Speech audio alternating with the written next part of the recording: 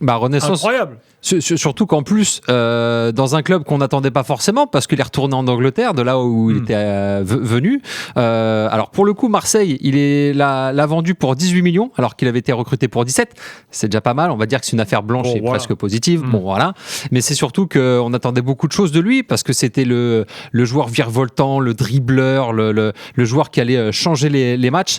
Malheureusement, son bilan à Marseille restera triste. 4 buts, 5 passes décisives pour 46 matchs. Alors, il y a eu pas mal de matchs, c'est vrai, mais au niveau des stats, c'était pas ça. Mais il faut dire que, à Everton, il revit numéro 10, chouchou des supporters, chouchou de l'équipe, meilleur buteur, surtout d'Everton, avec 9 buts. Pas de passe décisive pour l'instant.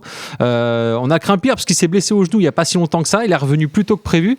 Et puis, il continue d'enchaîner. Alors, je sais pas, moi, je voulais simplement déjà parler de son poste. Alors après, je sais pas si Julien, tu me contrediras ou pas, mais j'ai l'impression qu'il joue enfin à son vrai poste. C'est celui de ailier gauche qui peut rentrer, centrer, marquer, ce qui n'était pas forcément le cas à l'OM.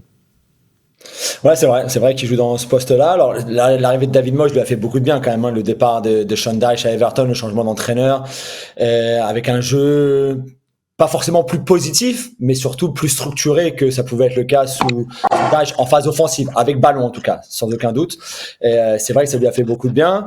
Il est tireur de pénalty, ça veut dire aussi qu'il a la confiance de son entraîneur, de son effectif pour tirer les pénaltys. Mais c'est vrai qu'on a retrouvé les virevoltants qu'on avait finalement connus à Sheffield United. Et puis je pense que le jeu anglais, ça lui convient très bien, la mentalité aussi, la culture. C'est un championnat qu'il connaissait beaucoup plus que la Ligue 1 par exemple à son arrivée à Marseille. Et peut-être tu as raison aussi, peut-être que cette pression à Marseille de vouloir absolument réussir pour le club qu'il supportait en tant qu'enfant était un petit peu trop importante pour un joueur à l'époque qui n'avait que 23 ans quand il est arrivé.